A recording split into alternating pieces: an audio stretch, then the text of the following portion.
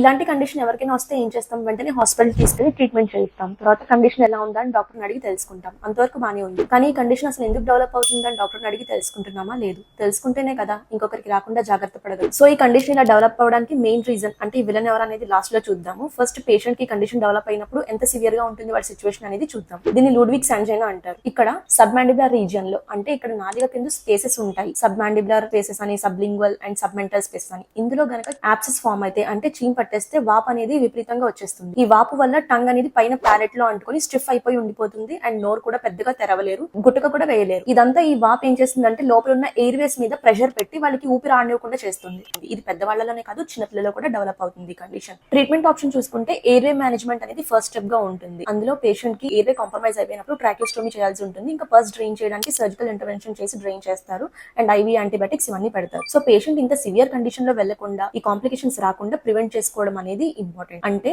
ఈ కాజ్ ని రాకుండా చూసుకోవాలి. దీనికి మెయిన్ విలన్ ఎవరంటే ఈ లాస్ట్ మోలార్స్ దంతాలు. ఈ దంతాల దగ్గర ఎప్పుడైతే ఇన్ఫెక్షన్ ఫామ్ అవుతుందో లూడ్విగ్స్ యాంజైనా వచ్చే ఛాన్సెస్ అయితే హైగా ఉంటాయి. సో వాటిని మెడికల్ షాప్ లో మందులు తీసుకొని సప్రెస్ చేయకుండా ఒకసారి డాక్టర్ ని కన్సల్ట్ చేసి ట్రీట్మెంట్ చేయించుకోవడం అన్నది అంతే ఇంపార్టెంట్. పన్నే కదా అని చెప్పి నెగ్లెక్ట్ చేస్తే ఇంత సివియర్ కాంప్లికేషన్స్ కి దారితీస్తుంది. ఈ వీడియోని మీ ఫ్యామిలీ మెంబర్స్ అండ్ ఫ్రెండ్స్ కి షేర్ చేసి అవేర్నెస్ క్రియేట్ చేయండి. Thank you.